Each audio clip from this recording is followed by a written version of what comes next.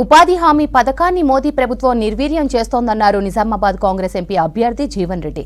జగిత్యాల జిల్లా సారంగాపూర్ మండలం లక్ష్మీదేవిపల్లిలో ఉపాధి హామీ కూలీలతో సమావేశమయ్యారు జీవన్ రెడ్డి. పేదలకు పని కల్పించాలని కాంగ్రెస్ ఉపాధి హామీ తీసుకొచ్చిందన్నారు. మోదీ ప్రభుత్వం ఏటా ఉపాధి హామీ పథకానికి నిధులు కేటాయింపు తగ్గిస్తుందన్నారు. లోక్సభ ఎన్నికల్లో కాంగ్రెస్ ను గెలిపిస్తే కూలీలకు వేతనాలు పెంచి ప్రతి నిరుపేద కుటుంబానికి 100 రోజులు పని కల్పిస్తామని హామీ ఇచ్చారు జీవన్ రెడ్డి.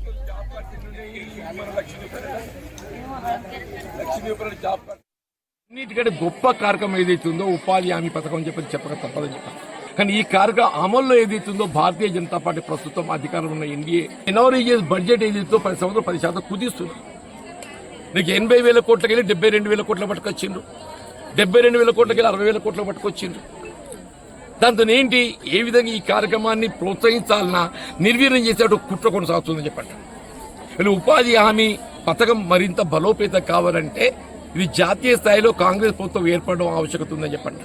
అది ఏంటి, రోజంతా పనిచేస్తే కొన్ని సందర్భాలలో అది పూర్తి స్థాయి లోపల పనిచేయడం జరగలేదని చెప్పని ఆ వేతన కూలి ఏదైతుందో దాన్ని కూత పెడుతుంది. ఆ 100 రోజులు ఏదైతుందో మీరు పని దినాలకు వేతనాన్ని ముడిపెట్టాలి. ఇలా 300 కల్పించాలని చెప్పి తలస్తున్నా కానీ 300 × 100 కనీసం 30,000 రూపాయలు సంవత్సరానికి కూలి పడే విధంగా సీలింగ్ పెట్టారు. రేపు 30,000 స్థానే 400 రూపాయలు కల్పింప చేయాలని చెప్పని కాంగ్రెస్ పార్టీ ఆలోచిస్తుంది. వీళ్ళు పెరిగిన నిత్యావసర వస్తువుల ధరలకు అనుగుణంగా ఏదైతుందో 300 స్థానే 400 చేయాలని చెప్పి సంఖ్య చెప్పారు. ఆ 400 రూపాయలంటే సంవత్సరానికి ఎంత కల్పింప చేయాలి? 40,000 కల్పింప చేయాలి. ఆ 40,000 కల్పింప చేయబడి మాత్రం ఏదైతుందో మనం ఆశించిన ఫలితం పొందుతాం. అట్లా ఇంకోటి ఏమైపోయిందంటే ఇది ఈ జాబ్ కార్డ్ అనేది రేషన్ కార్డుతో ముడిపెట్టింది. ఇవన్నీ చేపడాలని చెప్పంటే ఈ కార్యక్రమాన్ని రూపొందించింది పొందుపరిచింది కాంగ్రెస్ పార్టీ కాబట్టి దీనిలో పెటెంట్ రైట్ ఎవరికి ఉంటుందని కాంగ్రెస్ పార్టీకే ఉంటుంది. వాళ్ళు ఏదైతుందో మొన్నటి శాసనసభ ఎన్నికల్లో ఆశించిన ఫలితం పొందలేకపోవటం, ఇలా కాంగ్రెస్ పార్టీ పార్లమెంట్ సభ్యుడిగా పోటీ చేసే అవకాశం కల్పించిందే.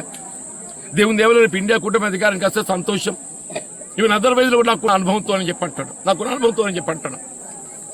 ఈ అంశాన్ని ప్రత్యేక పార్లమెంట్ లో లేవనెత్తి ఉపాధి హామీ కూలీలు ఉన్నారు కదా, వాళ్లకు న్యాయం జరిగే విధంగా ఇప్పుడు పేర్కొన్న అంశాలన్నీ కూడా వాళ్ళకు ఒక హక్కుగా కల్పింప చేయబడటం నా బాధ్యత.